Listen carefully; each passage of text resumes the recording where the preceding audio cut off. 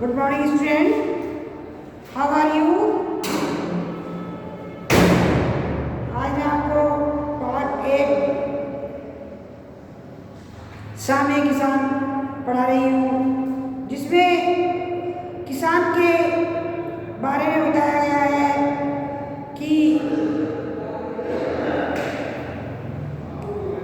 आकाश का साफा बांधकर सूरज की चिलम खींचता बैठा है पहाड़, घुटनों पर पड़ी है नदी चादर सी, पास ही दहक रही है पलाश के जंगल की अंगीठी, अंधकार दूर पूर्व में सिमटा बैठा है भेड़ों के गले सा। अचानक बोला मोर, जैसे किसी ने आवाज दी, सुनते हो चिलम औधी, चिलम औधी, धुआं उठा, सूरज डूबा, अंधेरा छा गया। प्रस्तुत कविता हमारी पाठ्य पुस्तक वसंत पाठ 7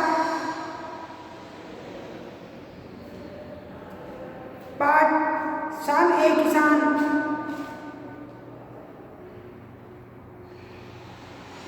से लिया गया है। इसमें किसान के बारे में बताया गया है कि किसान के माध्यम से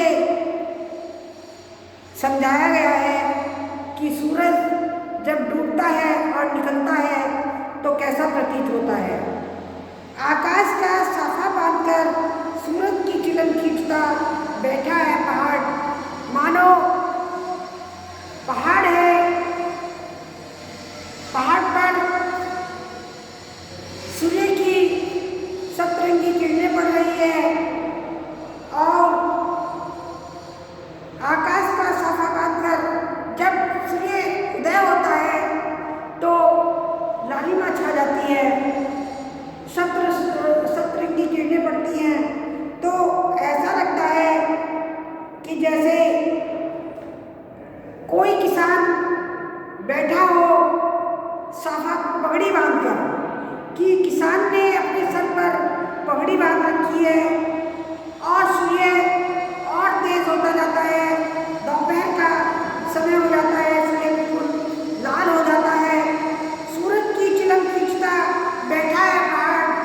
ऐसा लगता है जैसे कोई जो है अंगीठी धधक रही हो, जैसे कोई अंगीठी धधक रही हो और चिलम में आग तेज हो रही है। पहाड़ ऐसा लगता है पहाड़ की चोटी जैसे किसी कोई किसान बैठा है और उसने अपने सर पर पगड़ी बांध रखी है और वह चिलम धधकता हुआ सूर्य पगड़ी के समान लग रहा है, मानो कोई चिलम लाल चिलम हो और उसमें अंगारा पड़ा हुआ हो। घुटनों पर पड़ी है नदी चादर सी। जब पहाड़ की चोटी होती है, जो चोटी होती है वह पगड़ी के समान लगती है और जब पहाड़ फैल जाता है तो ऐसा लगता है जैसे कोई किसान घुटने टेक कर बैठा हुआ है और घुटनों पर कोई चादर पड़ी है, पास ही दहक रही है पलाश के जंगल की अंगीठी। पलाश के पत्तों पर जब सूर्य की किरण पड़ती है ऐसा लगता है, क्योंकि पलाश के पत्ते लाल होते हैं और ऐसे लगता है जैसे कोई अंगीठी दहक रही हो और पास में ही अंधकार दूर हो जाता है, सिमटा बैठा है भेड़ों की गले सा और पास में एक नदी बह रही है। ऐसा लग रहा है कि कोई तपस्वी बैठा है और नदी उसके घुटनों पर चादर की तरह पड़ी हुई है। कोई तपस्या कर रहा है, आराधना कर रहा है और इसी तरह फिर क्या होता है, सिमटा बैठा है भेड़ों का गल्ला सा, वह जैसे भेड़ सिमट कर बैठ जाती है, इस प्रकार से किसान सिमट करके बैठा हुआ है। और अचानक क्या होता है, अचानक मोर बोला, जैसे किसी ने आवाज दी, सुनते हो चिलम होगी, धुआं उठा, और ऐसा लगता है जैसे जब सूर्य धीरे धीरे छिपने लग जाता है तो आकाश में लालिमा छा जाती है और चिलम जो पलाश के पत्तों पर जो सूर्य की किरणें पड़ती हैं वो धीमी पड़ जाती हैं और मोरों की आवाज़, अचानक से मोरों की आवाज़ आती है। सुनते हो फिर क्या होता है, चिलम मानो चिलम सूर्य डूब जाता है, मानो चिलम उल्टी हो गई हो और उसमें से धुआं उठ रहा हो, क्योंकि अंधकार छाने लग जाता है। ऐसा लगता है चिलम फूट गई नीचे गिर करके और उसमें से धुआं उठने लगा है। चारों ओर अंधकार छा जाता है। आप इस कविता को अपनी नोटबुक में लिखिएगा और मोर का चित्र बनाइएगा।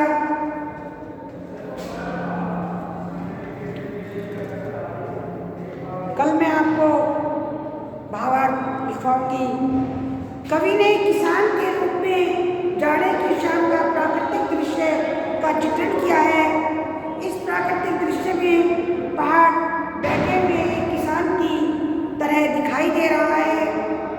आकाश उसके सिर पर बंधे साफे के समान, पहाड़ के नीचे बहती हुई नदी, घुट्टों पर रखी हुई चादर सी, पलाश के पेड़ों पर खिले लाल लाल फूल, जलती अंगीठी के समान,